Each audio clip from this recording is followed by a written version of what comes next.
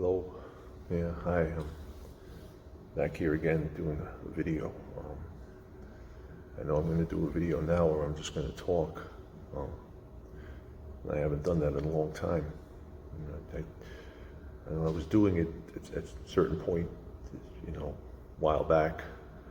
And then for whatever reason, I stopped doing it. And the main thing that I've been focusing on is doing a lot of cover songs, like a lot of cover songs of a lot of current artists, and then even like some older artists, but mostly focusing on current artists, I guess. And I try to do like a variety, trying to, pick different artists that come from different backgrounds, different places, and it's just a wide variety of genres. I guess that's a little bit kind of like a part of the theme of what I wanted to do with the channel. It's kind of like taking in like all different kinds of things around the world, different people. Anyway, but I know that I would just sometimes I would just do this. I could just record myself talking about various things. But I know maybe there are some issues today. I know like in today's environment, there's a lot of this kind of thing going on where maybe you'd say censorship or whatever. I don't know. Like I know I've like heard of like people that put things on YouTube and the things get taken off, and not only YouTube, maybe like other platforms where people have these arguments about like what you should say, what you shouldn't say, and I'm not really sure. All I know is that for me, like I really would prefer to be honest, as honest as possible. But it's like it's easier just to like look at a song and just like look at something that's popular and just try to cover the song. So yeah, I did spend a lot of energy on that, and I wasn't sure if I would do another one where I would talk. And again, yeah, I guess I try to do like this popular music, I know like maybe I guess I'm picking like the things that like through like the different media sources today of like what how people are consuming music, because I guess it's a little bit, it's like a different thing today. I remember a time when people bought recorded music or whatever, or like even like things played on the radio were kind of significant. But now I guess people are consuming it in other ways. I've heard maybe like streaming and stuff, and I know like there are certain like still like some music publications that talk about different artists that are putting things out, and and I guess like there is like some lists, whatever, like hit lists, top 100, whatever. I guess Billboard still exists, and I think there's like a list for Spotify. And I could just kind of take a look at these things, and that can kind of give me an idea of what I can do, and I know, yeah. So that's like the popular music. And then I've known people who are who really want to be in the art scene or music scene or whatever, and maybe they can't, they're not in like the big scene, so then like they've almost like kind of like sort of created their own network. And maybe that's something good, whatever. I knew of a guy who was doing like this poetry, and he had like this he was in a poetry club, and then he was able to book a night at a club or a bar or something, and do all of the people in his poetry club, and he would invite people, and I don't think like it ever went beyond that little group of people, whatever, that set of people. But like I guess like if you go bringing people into a club, whatever, I guess some money would be made. So I guess you couldn't really argue with that, but anyway. So here I am. I come on here and I do these cover songs. probably if I wasn't doing that, I mean, I guess I've always thought of, just kind of like, making my own music. I guess and I've done that sometimes, because I guess there's like kind of like an artistic thing there, and I have an appreciation for art. I guess like art. What is art? I mean, I guess it's like something that could be seen as beautiful, or it can convey emotion, and what is the emotion, like is that connected to like the different relationships between people, or your relationships with the environment that you live in this world. And I've thought about doing these things, and if I did it, I would want to do it like completely honestly and freely, but like I don't know, but yet like I don't think, just kind of getting into like a little network that you could create, I don't think that that's really, for me, it would be like, I would probably, prefer for it to be something that's, within the big popular scene, but I am aware that they're the judges and gatekeepers of that. And I don't know if I would be allowed in, I mean, based on just the fact that, they have the power to judge, if something is, I guess in their mind, good or beautiful or artistic, whatever, they are in that position. And I don't know if what I would do would suit that. And then the other part is that I am also aware of, in things that are deemed as art, I feel that today there is a sort of propaganda-esque type aspect to almost everything, where like if your work is putting out a certain kind of a message that doesn't go along with the kind of propaganda thing that's sort of there subtly, maybe, there's certain things, messages that they want to come out with, or if you're putting out a message, it just has to be, a message that they could kind of accept, whatever you're talking about in your songs or your art, whatever, I mean, I guess I'm seeing this a lot in, even like if you look at, like I guess books and films and TV shows, and, I'm seeing that there's some kind of a, like they're trying to put forth some kind of a message, and so I guess the people who are doing that are being, are having some level of more success in that. And then I guess I'm aware of this other concept that goes on, with art, is that I know that I'm aware of the people who are, I guess they kind of see the mainstream, the main,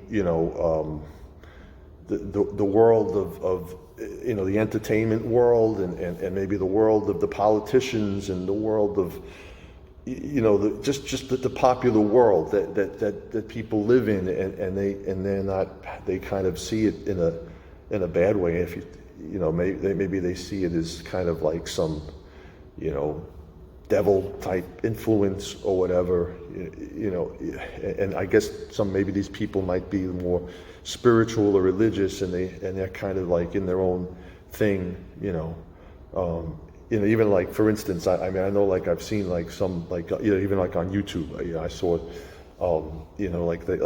somebody analyzed like a music video, and they were, I guess being somewhat critical of it because they were seeing certain images.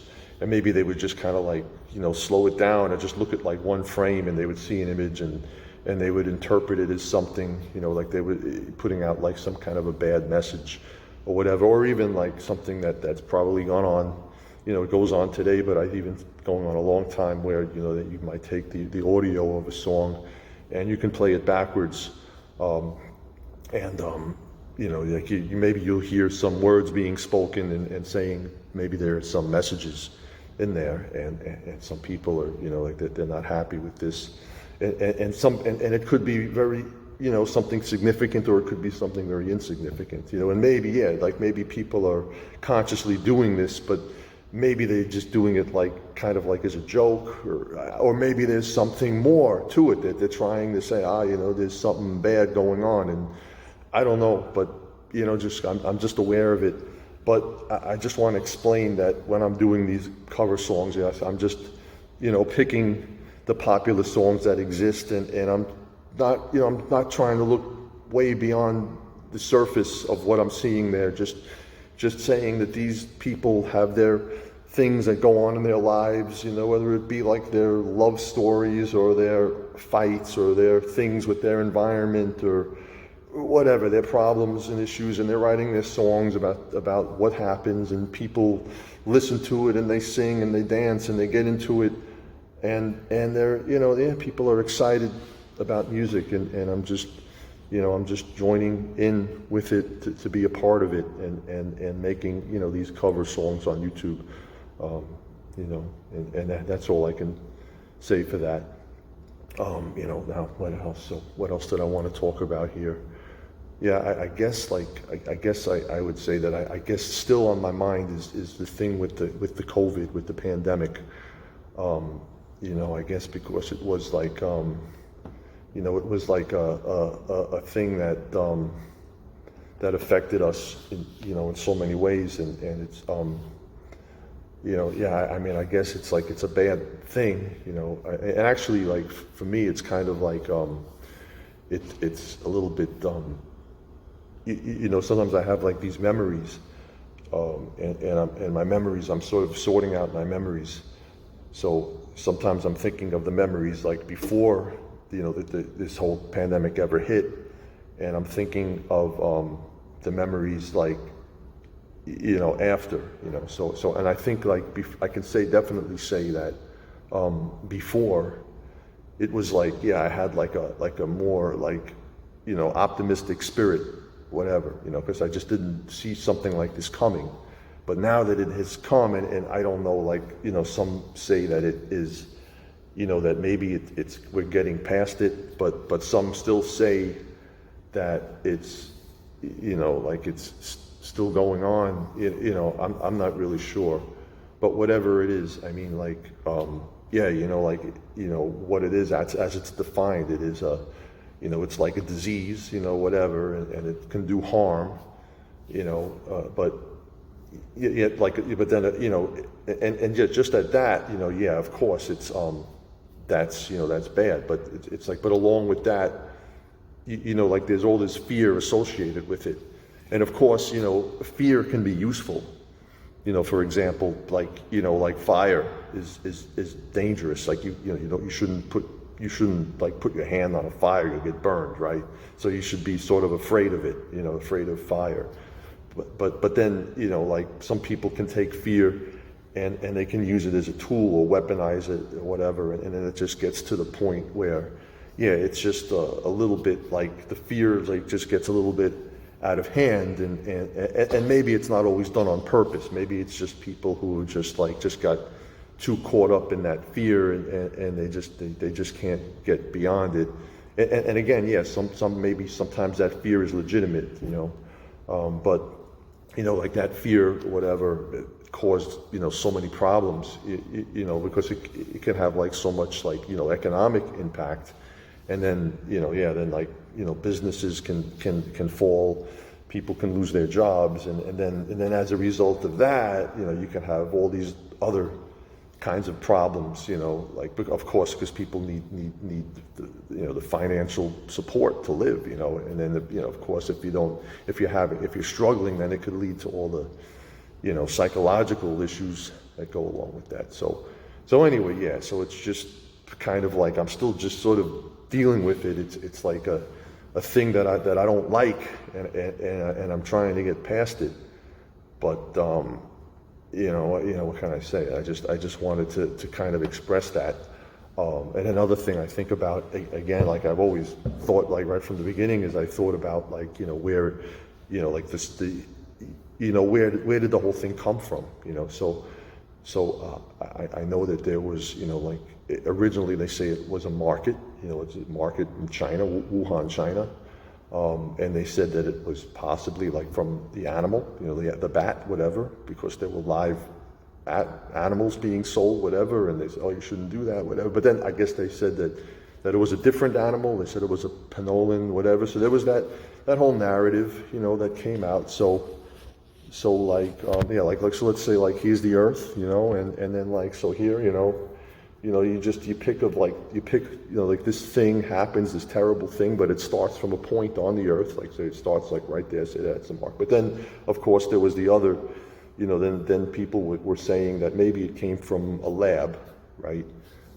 So then that was like, that was another possible theory. And originally, it seemed that you really weren't supposed to say that was like a no-no. You couldn't say that because that would be kind of like a conspiracy.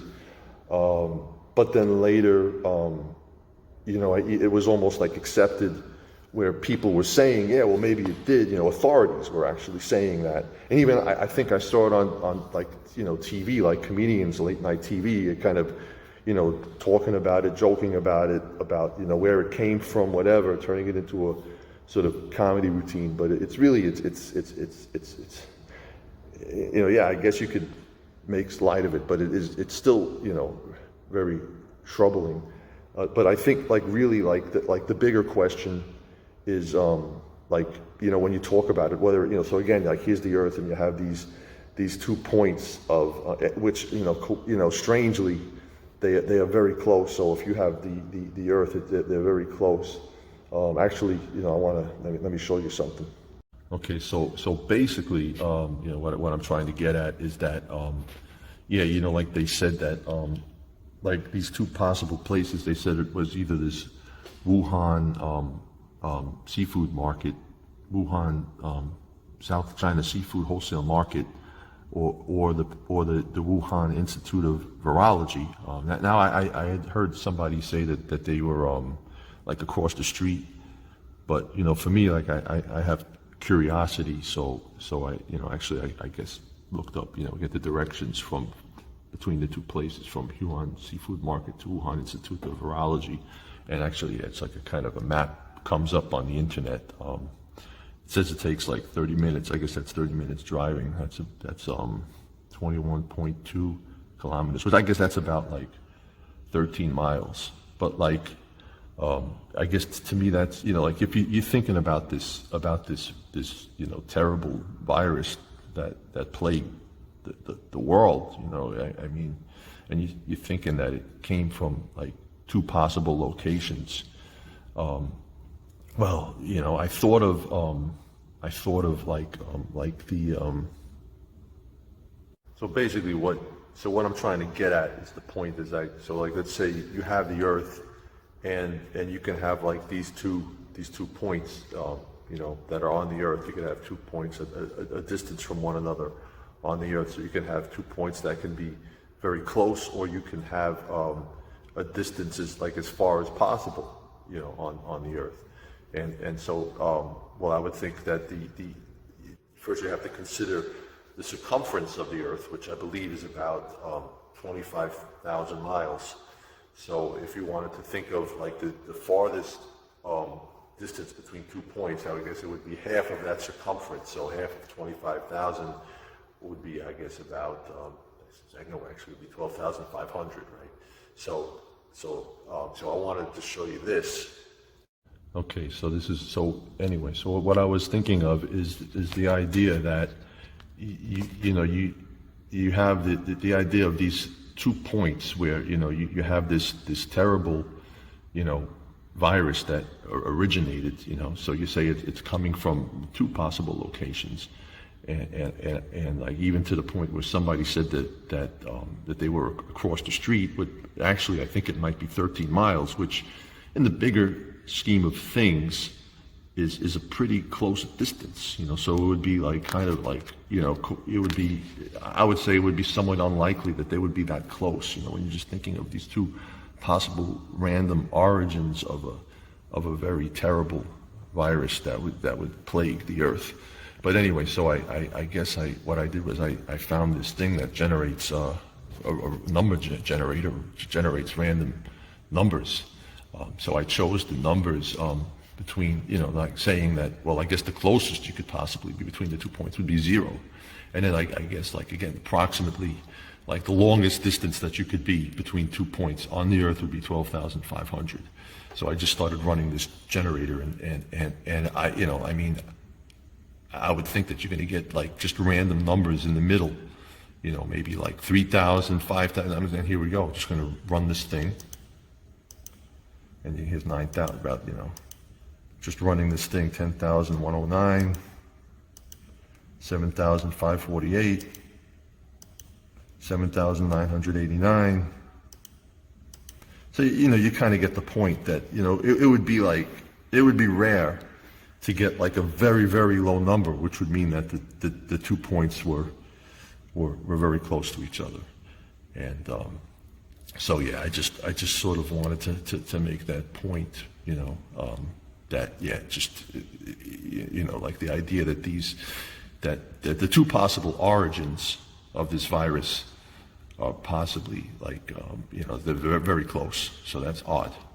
So anyway, yeah, so the thing is that yeah, these 2 points were very close, and they, you know, it was, you know, said that maybe it came from one of these 2 points, but one of the things I guess, like, I mean, I think that the bigger question would be like, was there something nefarious going on? Because I mean, yeah, I mean, obviously, like, if it came from whatever, the market, whatever, it was just like something that just happened from bats, whatever, from nature, and it's just, you know, of course, there's like, you know, it's just unfortunate that this thing happened. And I believe that, you know, when they say that possibly it leaked from a lab, I mean, they don't really speak about that in depth. They kind of, I mean, to me, it almost sounds like it's assumed that they mean that it was kind of like an accident, you know.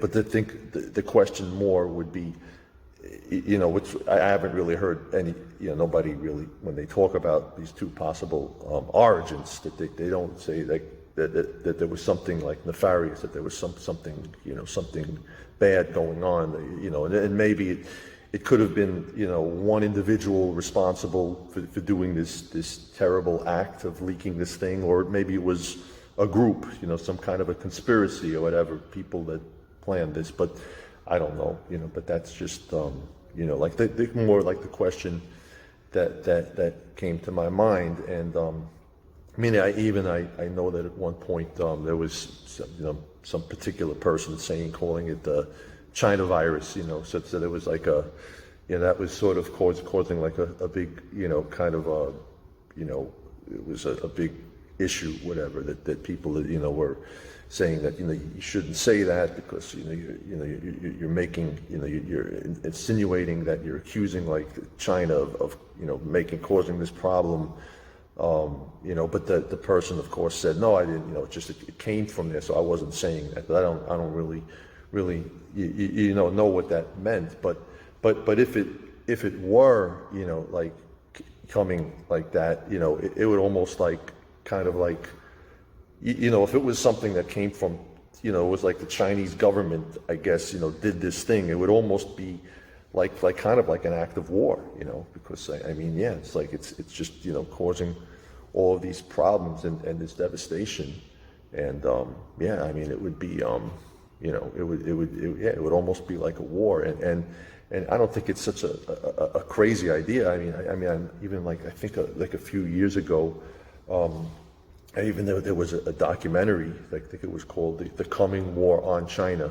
You know, now, so it was, I mean, like, so the idea of war with China was something that was in people's minds. Now I think in this documentary, it almost, you know, presented more like, as China is more like a victim, and more like the United States is more of an aggressor, being the bad actor, whatever. But I don't know, like, you know, when it comes to war, who is the good actor, who is the bad actor? You know, I don't know. It's probably you know, more complicated. You know, but I guess, you know, I'm conscious of you know what happens, you know, in world history, world human history, there have been empires, you know. So you know, right now, currently, I would say the United States, you know, is the empire. It has been the empire. I suppose, like, previously, maybe there was a British Empire, but I think like kind of like the United States kind of started becoming an empire at the beginning of like the 1900s, whatever. The things started happening, and I think that World War I and World War II kind of contributed to the changes in the world and to the kind of decline of Great Britain, maybe decline of Germany to some extent, and sort of it became like the rise of the United States, which has sort of become like the empire in the world today. I mean, it's just like a world power. And what makes a world power? I would say like the biggest thing would probably be the GDP. Meaning that's the gross domestic product. And in addition, you're like having a very large military is also a contributing factor. In addition to having having a lot of land. So I would say United States is currently the world power of today. But the thing that people seem to be aware, it's true that it seems China is becoming like an empire, and if you're just like looking at GDP, right? Like, so right now, the United States has the highest GDP, but China is not far behind in what their GDP is. And the thing is that if you look at statistically, what's happening is that the Chinese GDP has been growing at a higher rate, so that basically if that just pattern continues, and it seems all indications seem to point to that at a certain point in time, their GDP will come to match the United States, and if it just continues, it would go beyond. So then it might indicate that that China would be the empire, I don't know, just it seems to be looking that way. And yes, I know that like some people think in terms of they think in terms of nationalist or globalist, but I sometimes I think of I think of this movie. There was a movie called Network, and there was this speech in the movie. So I want to just sort of bring that to your attention. It was from Network. So there was a character, Arthur Jensen, who came in to talk to. There was basically a newscaster who was on TV, and but he was basically what was happening was that he was just kind of going off script and just kind of basically telling a lot of truth about what was happening in the world, and suggesting that that things weren't what people seemed to think that things were. But then there was this kind of guy, this Arthur Jensen character, who I guess I don't really know like who in the real world who that person would be, but I guess he's kind of like this kind of like invisible person behind the scenes that kind of has is on the team with the very powerful people that run the world. And he just has a sit down with this newscaster to kind of, try to put him in his place, to tell him like what he's doing. So just a little bit, you have meddled with the primal forces of nature, Mr. Beale, and I won't have it as that clear. You think you've merely stopped a business deal. That is not the case. The Arabs have taken billions of dollars out of this country. Now they must put it back. It is the ebb and flow. Tidal gravity. It is ecological balance. You are an old man that thinks in terms of nations and peoples. There are no nations, there are no peoples, there are no Russians, there are no Arabs, there are no third worlds, there is no West. There is only one holistic system of systems, one vast and main, interwoven, interacting, multivariate, multinational dominion of dollars, petrodollars, electrodollars, multi-dollars, Reichsmarks, rins, rubles, pounds, and shekels. And, basically he kind of goes on, and you see he's kind of like, here at a certain point he's talking about like the kind of like the big companies that were like IBM, ITT, AT&T, DuPont, Dow, Union Carbide. Now these were, this was like in the 70s, so I guess like you would say that those were like sort of like the Fortune 500 companies of the times. And actually some of them are actually, IBM is still relevant, AT&T, Dow, Exxon, those are still, companies that are relevant today, but things have changed a little bit. You have like Amazon, Walmart, Apple, Microsoft, whatever, you have other, things have changed since then, but you still have like these, multinational corporations. But I guess the suggestion is that there really are like no nations. There are just these powerful individuals Yeah, there are the powerful individuals who shape things in the world today. And yeah, and I know I went into that speech, and I guess they talked about the Arabs and the Russians and things. And I guess if they had made that movie today, I guess they probably would have included the Chinese in there, because the Chinese have come to be like very, very significant. Probably at that time, it was like in the 70s, they had not really grown that much.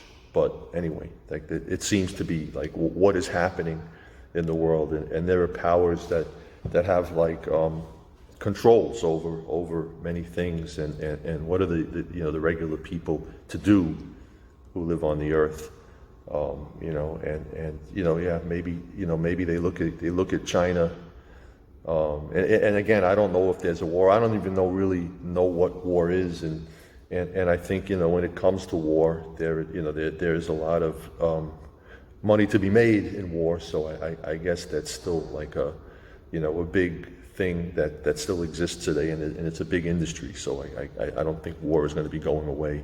But really, ultimately, it is about like the power, the powerful, that have a say as to how the world will be, and then there is just regular people who just inhabit the earth, and we try to find out the truth. We try to find out what's going on behind the scenes, and different people have their theories, and they talk about these things, and they may take one side or the other, on some kind of political philosophy, but ultimately, it is probably really unknown, like really what is going on, and it's possible that the powerful ones, might look at like a model like China, and say that maybe like they will crown China as the empire because they choose that model as something that works along better with what they like. So yeah, I mean, I know I've heard some criticism of China, like I've heard the criticism, but also then I've also seen things like like that there are certain things that have worked in China, things that have been somewhat positive. So I don't I'm not really sure, but there could be the powerful who can choose like what happens in this world, and what can we do. But anyway, here I've spoken again, and I've expressed myself and my thoughts about things that are going on. I hope that we could find a way through this, and I hope that there can be some positives. Anyway, these are just my thoughts, but I'm gonna just try to keep an eye on what's going on, and I don't know, maybe I'll say a few prayers that things get better. Anyway, so I'll see you next time.